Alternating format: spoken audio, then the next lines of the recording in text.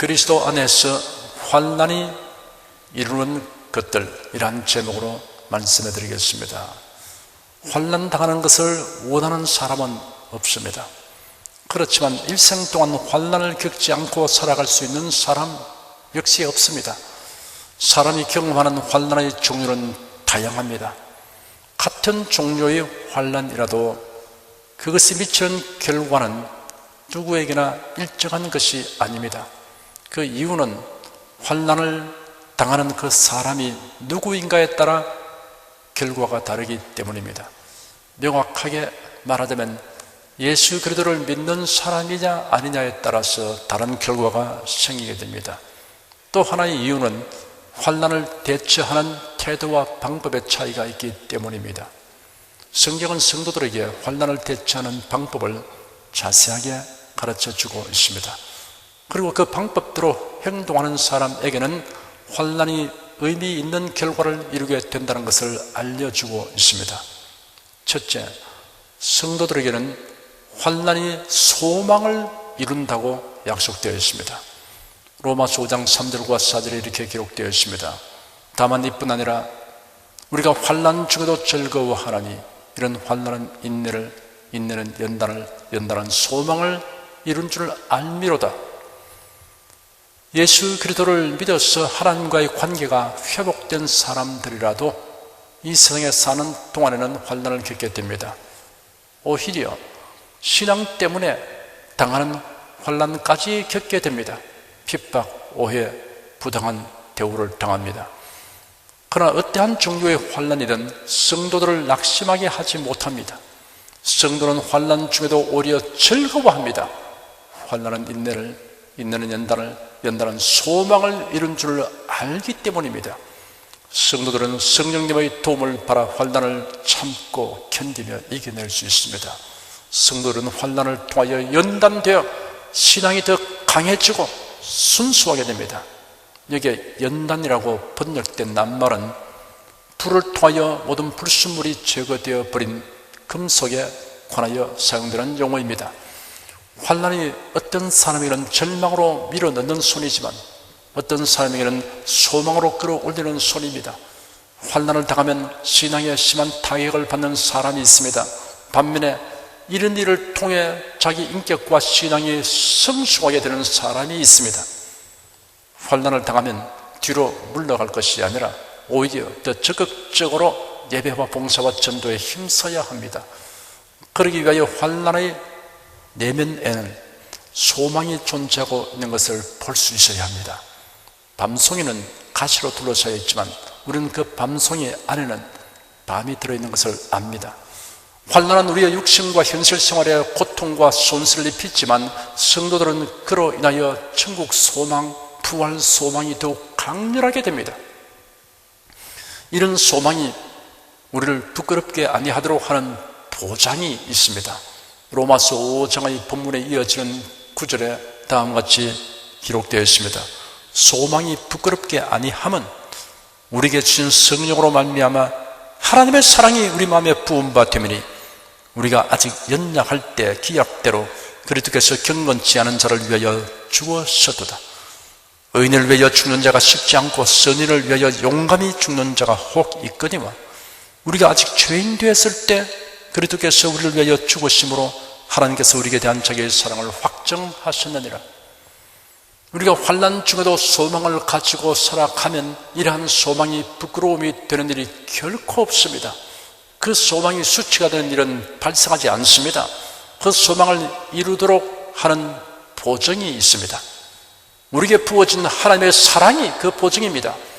예수께서 보내신 성령께서 하나님의 사랑을 우리 마음속에 부어주셨습니다. 우리가 아직 연약할 때 기약대로 그리스도께서 경건치 않은 자를 위하여 죽으셨도다 라고 하였는데 그 뜻은 이러합니다. 구원에 대해서 전적으로 무지하고 무능한 상태에 있는 죄인을 구원하시려고 하나님이 언약하신 대로 예수께서 이 세상에 오셔서 대속의 죽음을 죽으셨다는 말씀입니다.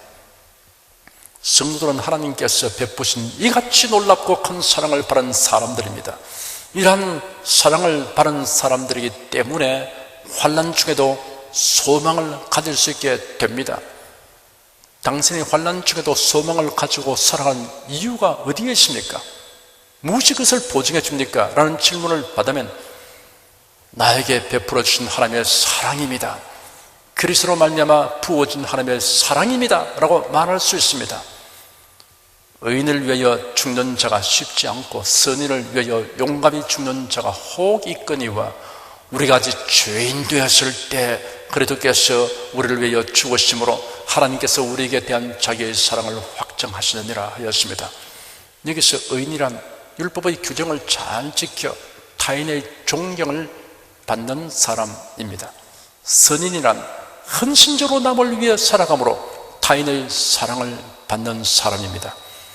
존경하는 사람을 위해 죽기는 쉽지 않고 사랑하는 사람을 위해 죽는 자가 혹 있을지라도 죄인을 위해 죽는 자는 없다는 뜻입니다. 예수는 흉악한 죄인들을 위하여 대신 죽으셨습니다. 이로써 우리를 향한 하나님의 사랑이 어떠한 것인가를 확실하게 드러내셨습니다. 환난을 견디며 환난을 연단의 기회로 삼는 사람의 심령에는 천국 소망, 부활 소망이 가득하게 됩니다. 환난이 이러한 소망을 이루게 합니다. 여기서 이룬다는 말은 산출한다는 뜻이 있습니다. 환난이 성도들을 절망하게 하기는커녕 오히려 소망을 생산하는 역할을 합니다. 둘째, 성도들에게는 환난이 영광을 이룬다는 약속이 있습니다. 고린도후서 4장 17절 18절에 이렇게 기록되었습니다. 우리의 잠시 받는 환난을 경하는 것이 지극히 크고 영원한 영광의 중한 것을 우리에게 이루게 하매니 우리의 돌아보는 것은 보이는 것이 아니요 보이지 않는 것이니 보이는 것은 잠깐이요 보이지 않는 것은 영원함이니라. 환난은 대체로 근심, 두려움, 슬픔, 불편, 상실, 고통, 이별 같은 것을 수반합니다. 환난을 당해본 사람은 환난이란 말만 들어도 마음의 중압감을 느낍니다. 그러므로 환난이라는 말에는 가벼운 이란 형용사가 부적절하다는 것을 압니다. 만약 가벼운 환난이라고 말하는 사람이 있다면 저 사람은 환난을 당해 본 적이 없는 사람일 것이다 라고 여김받게 될 것입니다.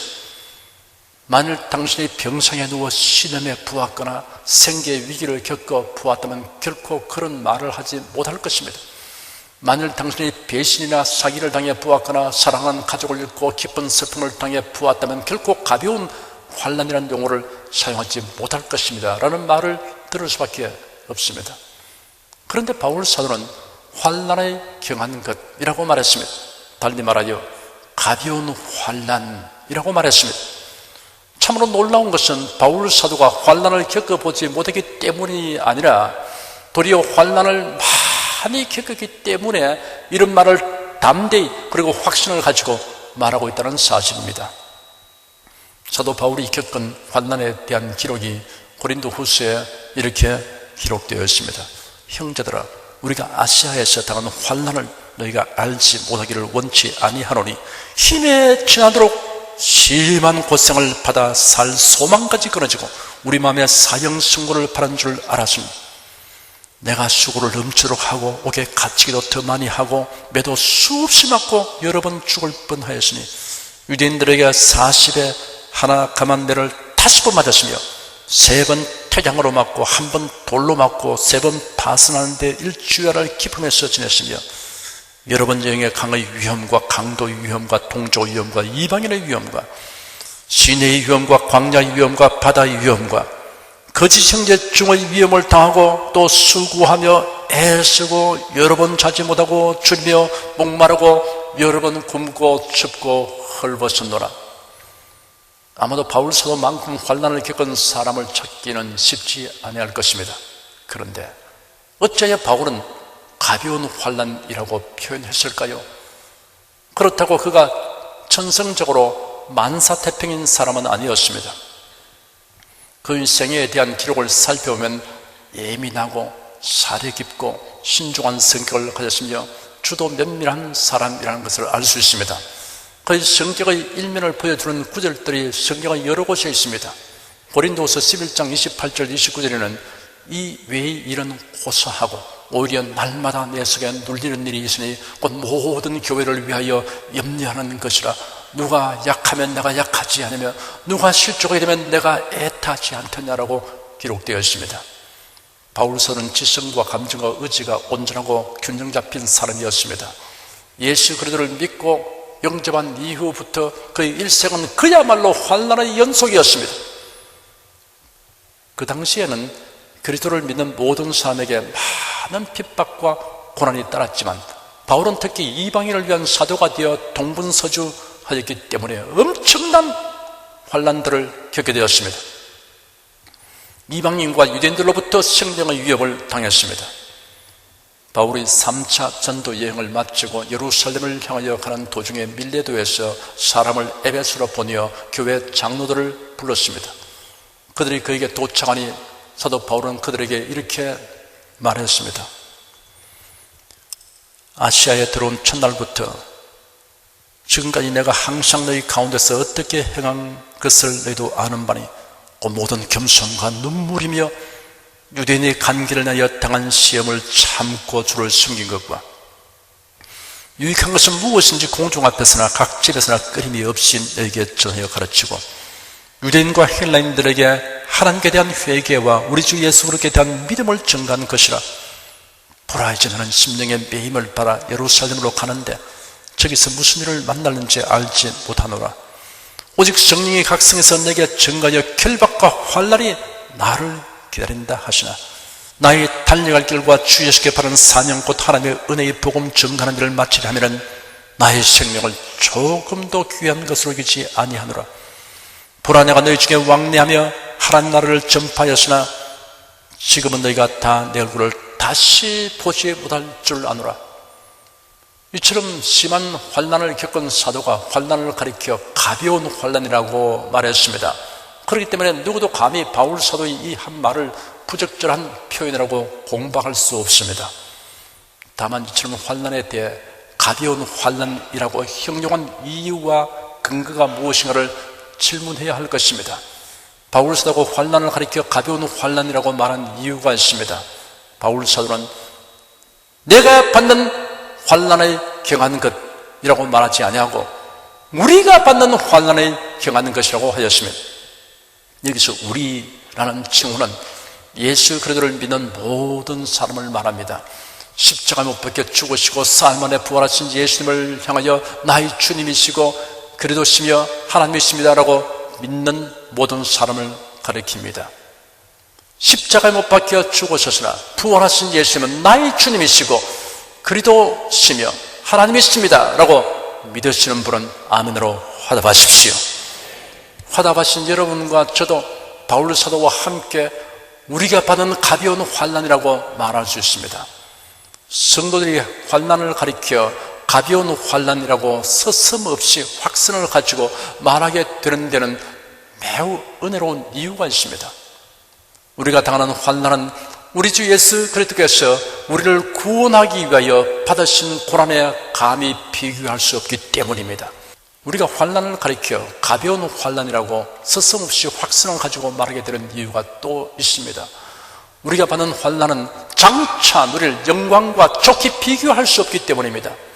우리의 잠시 받는 환난에 경한 것이 지극히 크고 영원한 영광의 중한 것을 우리에게 이루어 준다고 하였습니다. 예수 그들을 믿기 때문에 주의 일에 열심을 다하기 때문에 복음을 전파하기 때문에 당하는 손실, 희생, 핍박 등의 환난은 그리스도와 함께 받는 환난이라는 놀랍고 영광스러운 의미가 있습니다.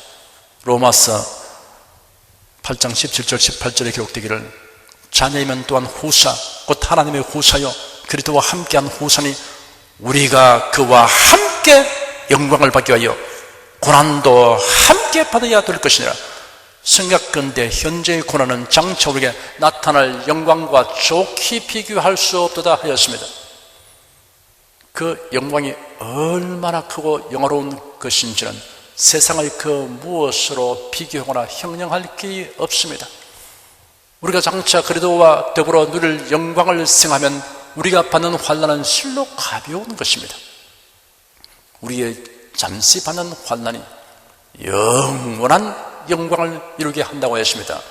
우리가 세상에서 오랫동안 환난을 당한다고 해도 천국에서 누릴 영원한 영광에 비하면 아주 짧은 순간에 불과한 것입니다. 참으로 잠시 받는 가벼운 환난입니다. 우리의 돌아보는 것은 보이는 것이 아니요 보이지 않는 것이니 보이는 것은 잠깐이요 보이지 않는 것은 영원함이라 하였습니다. 돌아본다는 말은 시선을 고정시켜 바라본다는 뜻입니다. 우리는 소멸되어 버릴 세상 영광에 시선을 고정시킬 것이 아닙니다. 눈으로 보이지 않는 것을 보아야 합니다.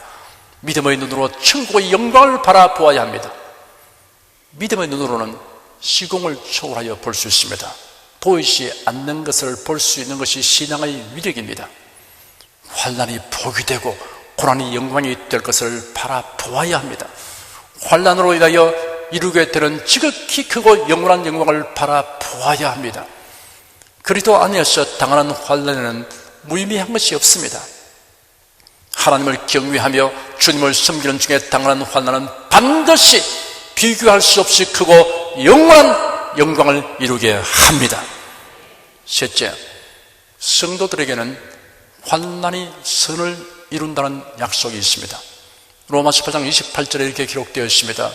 하나님을 사랑하는 자, 곧 그 뜻대로 부르심을 입은 자들에게는 모든 것이 합력하여 선을 이루느니라.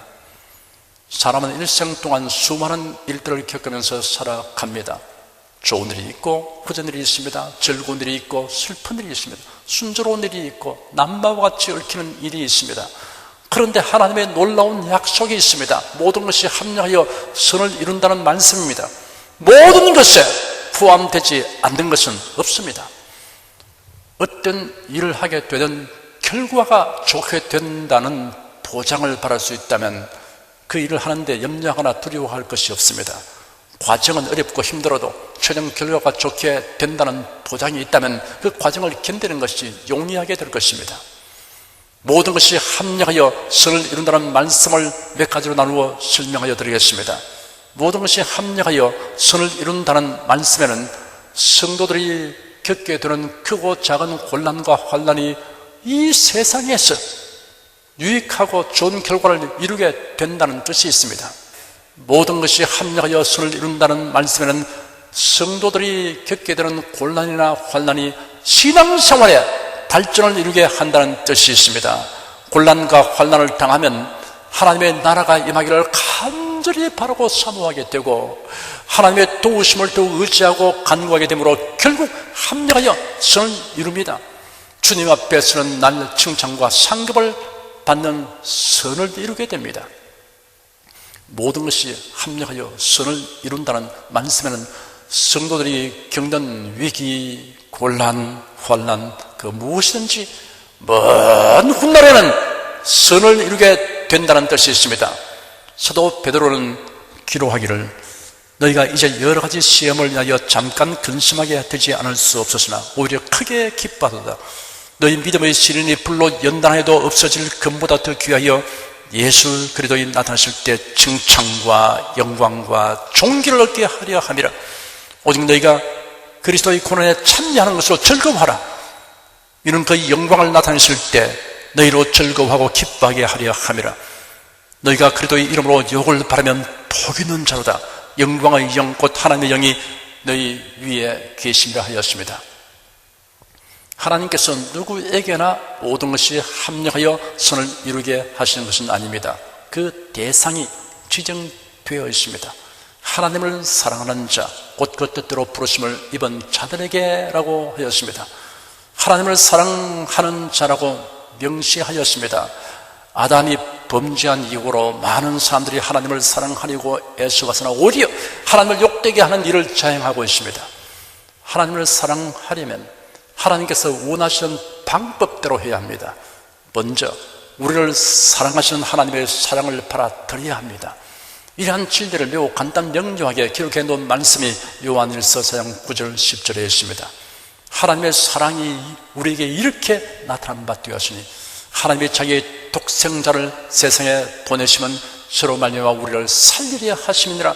사랑은 여기 있으니 우리가 하나님을 사랑하는 것이 아니요 오직 하나님이 우리를 사랑하사 우리 죄를 위하여 화목제로 그 아들을 보내셨음이니라 하였습니다. 사랑하는 여러분, 예수 그리스도를 구세주로 믿으십니까? 예수 그리스도 많이 구세주라는 것을 믿으십니까? 화답하신 여러분은 하나님의 사랑을 입은 자들이며 또한 하나님을 사랑하는 자들입니다. 하나님의 뜻대로 부르심을 입은 자들입니다. 하나님을 사랑하는 자, 곧 그 뜻대로 부르심을 입은 자들에게는 모든 것이 합력하여 선을 이룬다는 것을 알고 확신하면 자신이 바라는 대로 일이 이루어지지 않을지라도 낙심하지 않습니다. 결과가 어떠하든 절망하거나 하나님을 원망하지 않습니다. 하나님의 계획과 뜻이 자신이 원하는 바와는 달랐다는 것을 확인하게 된 것으로 만족합니다. 모든 일의 최종적인 결말은 아직 남아 있습니다. 모든 것이 합력하여 선을 이룰 때가 반드시 다가오게 될 것입니다. 그리스도 안에서 환난이 이루는 것들에 대하여 약속된 말씀을 살펴보았습니다. 환난이 소망을 이룬다고 하였습니다. 환난이 영광을 이룬다고 하였습니다. 모든 것이 합력하여 선을 이룬다고 하였습니다. 사랑하는 성도 여러분은 하나님의 일한 은총을 믿고 성도답게 처신하며 살아가시기를 축원합니다. 기도하겠습니다. 사람이 한평생 살면서 여러 가지 곤란, 환난을 당하는 것은 운명 같은 일입니다. 누구도 이를 피할 수가 없고 예배는 없습니다. 그런데 하나님께서 놀랍게도 우리에게 크신 은총을 베풀어 주셨어. 성령으로 말미암아 그래도 예수 안에서 우리가 하나님의 사랑을 받게 된 것을 감사합니다. 이 사랑을 받고 하나님을 사랑하며 살아가는 모든 사람에게 놀라운 약속을 주셔서 감사합니다. 환난이 소망을 이루고 환난이 영광을 이루고 환난이 선을 이룬다는 약속을 주셔서 감사합니다. 우리 앞서간 믿음의 선진들이 그들의 생활의 체험을 통해서 이것을 적나라하게 우리에게 나타내 보였습니다. 우리들도 또한 이를 경험하고 있으니 감사합니다.